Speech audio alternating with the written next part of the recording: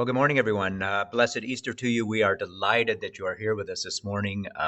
It must be Easter Sunday because normally when we're streaming, we get about 60 to 70 people show up with us on a Sunday morning, and today we're up to over 100. So we're delighted that you are here. It was so great this morning to start off with some beautiful music by Martin and David this morning. I will tell you, being present in this space, which is, of course, empty, but the three of us, the sound was majestic in here.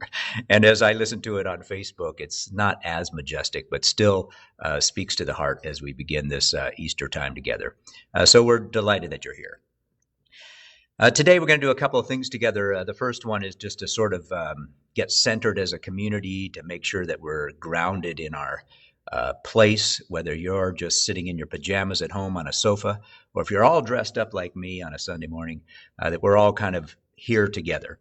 And so I want to invite us into that initially, and then some reflections on Easter morning, particularly to try to help us figure out a way that the kind of Easter effect might sink into our bones this morning. So given our context as a global community, we might learn some wisdom from this story so that it might inform our way forward. So I'll spend some time reflecting on that. And then for kids today at the very end, you can see we've got a basket full of eggs underneath the cross over there. I've got so many eggs around me that we were going to hide. Just some moment of thoughtful reflection of how your Easter basket might carry the message of Easter as well this morning. So we're delighted that you're here. I was thinking as I was scratching some notes down for today to think about what we might reflect on, how all of us in this particular and unique time, this particular Easter, probably have the opportunity to simply draw back and pause for a moment and to somehow allow ourselves a time for reflection, given all of the requirements for social isolation, for sheltering in place. So we're all sort of locked down for a moment. The whole world, in a sense, locked down for this moment. We're like Jonah in the belly of the whale, right? Kind of in this still, closed space. What will life look like when we come out of this space? We are like the children of Israel, journeying through a wilderness that we have not journeyed through before, looking for pearls of wisdom or insight along the way so that we might arrive, hopefully, at another promised land, a new way of thinking about how we can be together as a community. Or like Zechariah, who at the birth of his son lost his voice, right? He's no way to communicate anymore. Like we're all struggling to figure out ways to communicate these days. What will it be like when we can find our collective voice again on the other side of this journey? We are all on, if you will, a hero's journey, a pathway to maybe rediscovering who we are in the world and who we are as a world together. And so this morning as we begin, I'm going to pour water in the font as a reminder of that moment when Jesus began his own hero's journey. He crossed the threshold of the waters into his public ministry that would lead him ultimately to the cross and into a grave and into this proclamation that he has risen. He has risen indeed. As I pour the waters this morning, after a moment of silence for you, let those waters being poured be an invitation to you to think about how you too are invited to move through some thresholds of all that is going around with you, that you might too kind of foster this hero's journey for yourself. And then I will light the candles that are on the altar this morning as a reminder that the Spirit of Jesus, the teachings of Jesus, the life of Jesus are for us a light to our path, a way to guide us through this journey into maybe a new sense of what home might be for us. So I invite you, wherever you're sitting, whether it be at the table or on the sofa, just to take a deep breath, maybe close your eyes, just kind of feel your body grounded again in the space in which you reside. Feel the wider community that is on this particular live feed. Feel that community as one full body this morning, and know that we're all in this great journey together. And as you do, I will pour the water today and light the candles to remind us how to begin this journey connected to the spirit and wisdom of the one we call Jesus, now the Christ.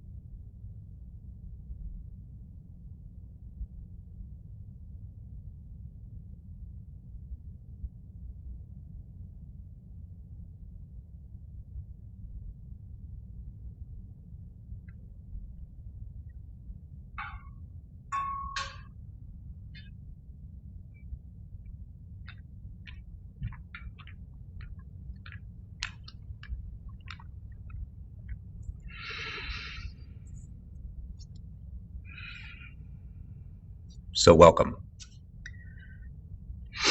One of the great challenges for most folks in a time like this is how to find some language that might allow for Easter to transcend its time and its place thousands of years ago in Jerusalem, and somehow have some effect on our own lives, to invite us kind of more fully into the experience of life itself, to sort of carry us to a new sense of what home might mean for us, to somehow resurrect not only the body of Jesus, but to resurrect our own bodies, our collective bodies, so that we might have some sort of a new purpose or vision of where we are to go in the future and how we are to fit into this collective whole.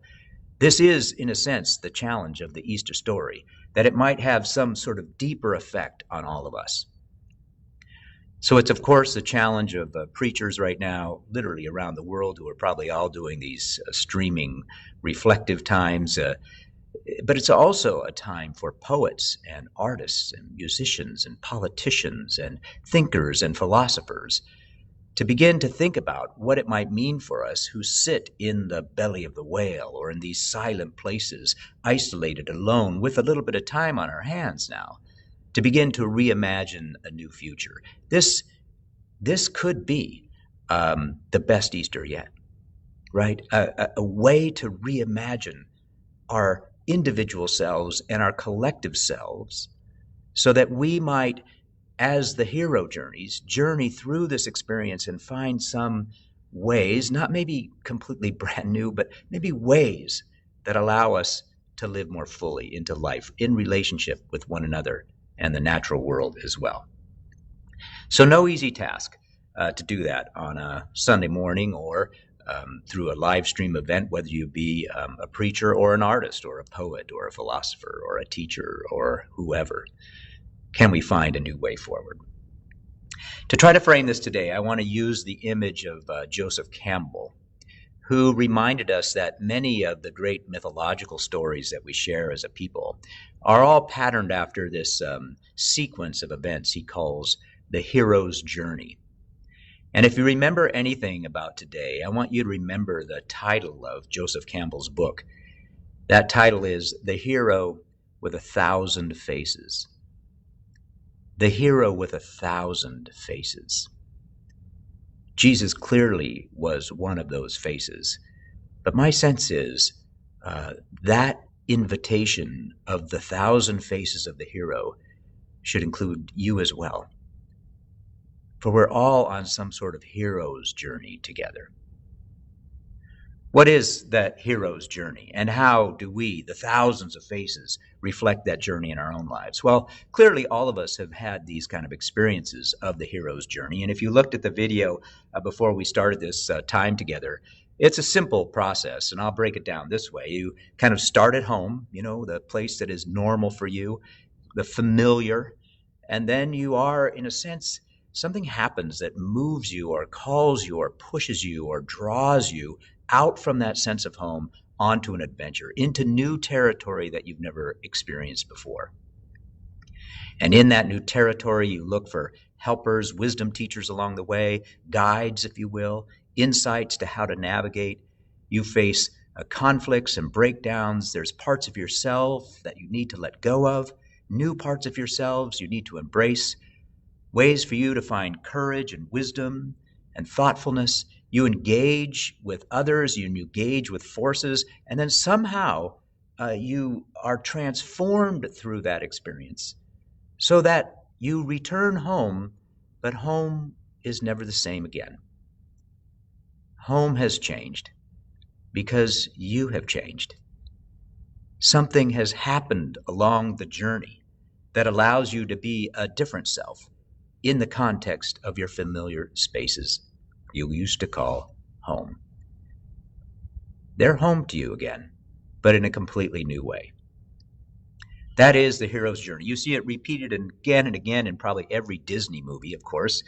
You see it in the Hunger Games. You see it in Greek mythology. You even see it in the life of Jesus, this particular arc that he has of leaving his own hometown and crossing over into new frontier, and engaging the public, engaging religion, engaging the powers that be, being transformed, losing his life, if you will, and then finding a new sense of home.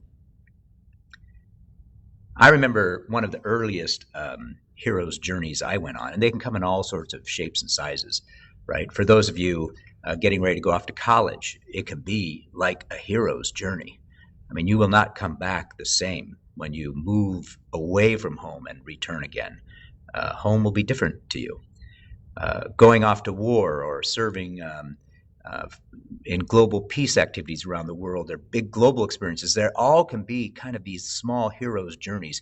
I remember one of my earlier ones, where I grew up in the Santa Cruz Mountains. We were surrounded by redwood trees, and these are ominous trees.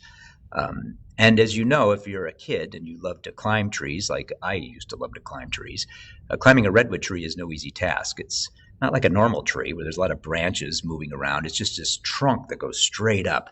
And you got to get to this place where you can get to the first limb and then clamber your way up. And it's just straight up from there. It's a brutal climb, right? And as I remember as a child and growing up in that environment, that I could only stare at those redwood trees, and I was filled with fear because I had friends who knew how to climb to the tops of those trees. Until one day I decided it was my turn, and I began to climb up the redwood tree, learning how to do it alongside of my friends. I climbed to the top of the redwood trees, and when you get to the top of a redwood tree on a windy day, it's an existential experience with nature. Right? You cling to the top of this tree and you sway in the breeze slowly. And you can almost hear the language of the redwood trees in that space. It's like you're in a new land, and you just quiet down in the top of a redwood tree, and it brings you this sense of peace and calm. When I got down from that tree, I was never the same. I belonged to the redwoods. I would engage them in a completely different way. I had now been invited back to the home that held me in a completely new way. It was a small little hero's journey for a 9-year-old child. We all have plenty of those in our history, and what I'm going to ask for you to think about today is, how is this time of social isolation, of being locked down, of losing things, of having to let go of things, of pausing, how can it function in some ways like a hero's journey that mimics what we learn from the journey of Jesus that we now call the Christ. I think the best way to kind of wrap your heads around the idea of the Jesus story as being a hero's adventure is to think about the way in which, at the end of the story, Jesus returns home. Because even though he leaves Nazareth, he never really returns there. That is not the home he returns to at the end of this story. In fact, if you pay attention to this story, Jesus, who has gone through all sorts of probably layers of transformation, including a wilderness journey, including times of solitude, engaging people in different and new ways, running into cultures and contexts and moments that are completely transformative. And as we journey with him, we too are transformed by this pathway into wisdom and insight and relationships. So we know the character of this story, but in the end, Jesus does not go back to Nazareth. In fact, Jesus doesn't return to his clan or his family, to his mother, to his parents.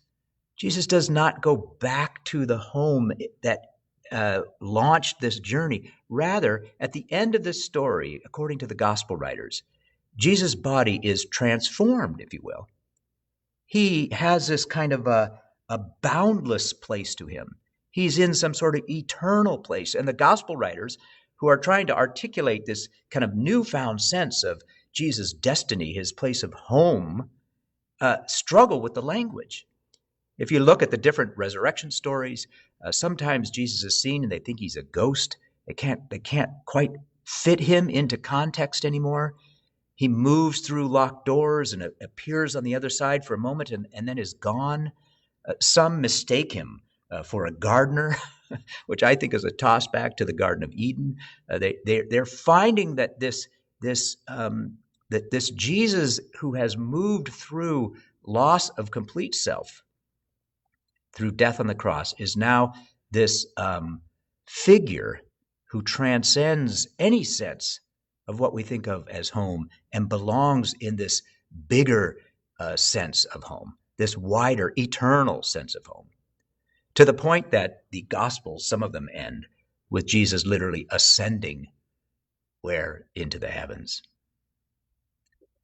Matthew Fox, one of the great theologians that I love to follow, calls this Jesus now the cosmic Christ.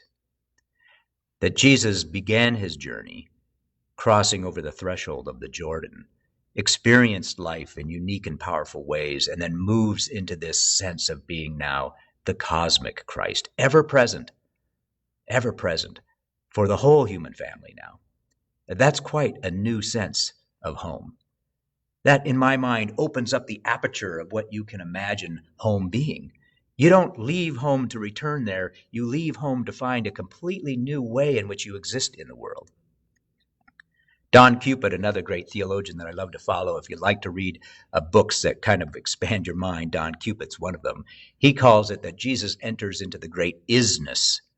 You know, he's all that is, this sort of existential presence, the eternal now, if you will. That's the space that Jesus goes to, and then invites us all, if you will, to leave our tombs, our stoic places, and to journey into that sense of home as well. That's a worthy invitation for every hero's journey. My sense is that we saw hints of that journey along the path that Jesus walked. He used language like learning how to deny oneself or to die to the self and to be born again. You heard throughout his teachings and the language that he used, the parables that he told, this sense of capacity for transformation, to be able to reimagine the self. Think of the parable of the mustard seed. The mustard seed dissolves into the ground only to find itself growing into this great bush that can now house all the birds of the air. These are stories that are indicators of what this kind of hero's journey is all about. It is not our job to find these times of reflection so that we can return back to clan, back to family, back to house. but rather to reimagine community, home, the expanse, our place in this great cosmic experience that's been going on for, 13.5 billion years. We are a part of something great and beautiful, and to find our own bodies resurrected into that new frontier is, I think, an invitation into what I call the great Easter effect. Can it have that kind of effect on you or on me? My sense is that given the global calamity we're all in, that we're all like Jonah, stuck in the belly of some whale, a little bit like Job, watching all of our wealth and goods, flushed down, falling apart, unraveling at the seams, wondering about economic security. We're seeing so much physical health, social health, emotional health, financial health. We're just seeing it unravel, and we have to draw some sense of solace, find ourselves in this moment, and if you will, invite ourselves to wonder if we can emerge from this space in a new way. As I've said before, it would be a wasted moment if we don't. So here's my challenge to you this Easter season. While you're stuck behind closed doors, is to maybe use that door as a spiritual practice. Your front door, maybe even the car door, whatever door you go through, I want you to imagine that it might function for you like the rolling back of the stone that closed off the tomb of Jesus, right? This opportunity to emerge in a new way. And when you exit your front door into open space, I want you to just simply imagine that you are moving out from this time of being attentive to what needs to drift away and what's most important to life, to reframe your sense of home, to open up that door to some newer sense of the global community, some newer sense of neighbor, some newer sense of how your body fits into the great cosmic unfolding. Let that door be your exit place for your own tomb into new frontier. Let that be a part of your own kind of hero's journey during this time together. And see if the world looks a little different. See if you feel a little bit different. See if you have a different sense of your place in the world and the way in which the world might hold you. If we are to collectively take the hero's journey together during this time, if we are to find a new way forward, then being attentive to our the vibe of our own soul in these quiet moments at home, or finding some new place to ground our feet, needs to go with us when we open those doors at the end of this and enter into community life together. Could that which is on the other side of the door ultimately be that Holy Communion that we've been practicing over and over again every Sunday? Wouldn't it be grand if I could walk through those doorways at the end of this and embrace the entire cosmos like a Holy Communion and understand the value of it in a new way after being isolated for so long? My hope for you as you journey through this yourself is that you might find your way into such new frontier as well. Amen. So those are my little Easter reflections for this morning. Appreciate you hanging out and paying attention to them.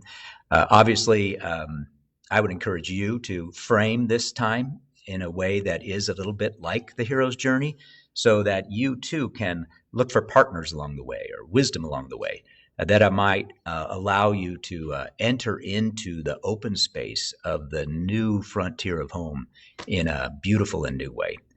That your heart might be a heart that beats with our cosmic journey collectively. That would be an awesome thing. So good luck with that. It's no easy challenge. And so I wanted to take a pause here and do a little thing with kids before I do some closing piece and send you into the beauty of the day. I was expecting a little bit more sunshine, but we'll take what we can get today. Kids, you can see we have a basket of eggs over there, and we were supposed to hide eggs for you on a Sunday morning, and then you would go looking for them around the building. So I have so many Easter eggs, I don't even know what to do with them. But I will tell you that you probably have an Easter basket at home as well right now. Easter basket that maybe is full of stuff or just stuff on the table. And the Easter basket is a way to think about what is the story of Easter about anyway. Because everything in your Easter basket is not as it seems, right? There are chicks sometimes in your Easter basket, but they're not really chicks, right? They're those marshmallowy things.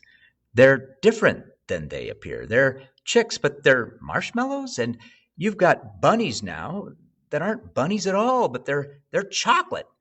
All of these things have been changed from one thing into another. In fact, all of the eggs that we hid are not eggs at all, but when you open them up, of course, they're filled with, in this case, assorted jelly bellies. Nothing, it seems, on Easter is as it appears. Everything is full of surprise. So you hunt around your yard and there's eggs everywhere. You look in your basket and the chicks are marshmallows and the rabbits are chocolate. Everything has a capacity to be something completely different. That's the story of Easter, that you too, as you grow up, you have the capacity to be something beyond what you can even imagine, that you too are invited to be more than you appear, to let your insides evolve and explore and be creative so that you too can grow into something that is maybe other than it seems. There is an invitation at Easter that everything is not as it appears.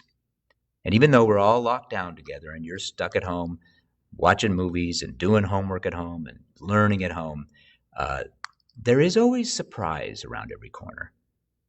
And so even though it can be kind of depressing to be stuck in your room for so long or stuck at home or, God forbid, stuck with your parents, there is always surprise around every corner. And Easter is a reminder that your yard is full of surprises. All right, everybody. Well, thanks for this Easter time together. Before we finish off with some music today, I want to send you on your hero's journey, whatever it looks like. And I'm just asking you to make sure you engage in one. That's my job. And if you're an artist or a poet or a playwright or a politician or someone who can affect change through the use of language, now is the time to turn it on and find new ways to think about what it means to be human together in relationship with one another in the world. The time is ripe for that. Let's find our way into this together collectively. And as you go about that journey, go with these words that were spoken by Aaron so long ago, the words of one who invited us to remind ourselves that God is present along the way. May the Lord bless you and keep you. May the Lord look upon you with favor. May the Lord be with you every step of the journey and forever invite you into a world of peace. Amen. Well, a couple of announcements this morning before we go and listen to our last piece of music. We obviously are doing live streaming now until we can all get back together in this big space.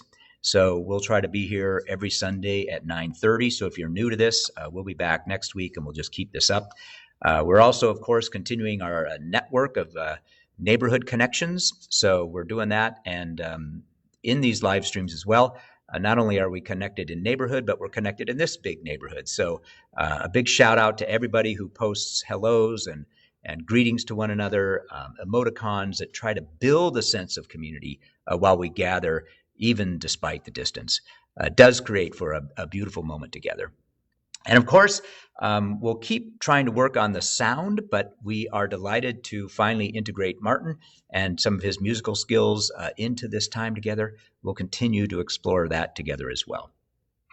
Finally, as I said in the email, if you'd like to make an Easter gift to our Saviors, obviously you're just going to have to put it in the mail.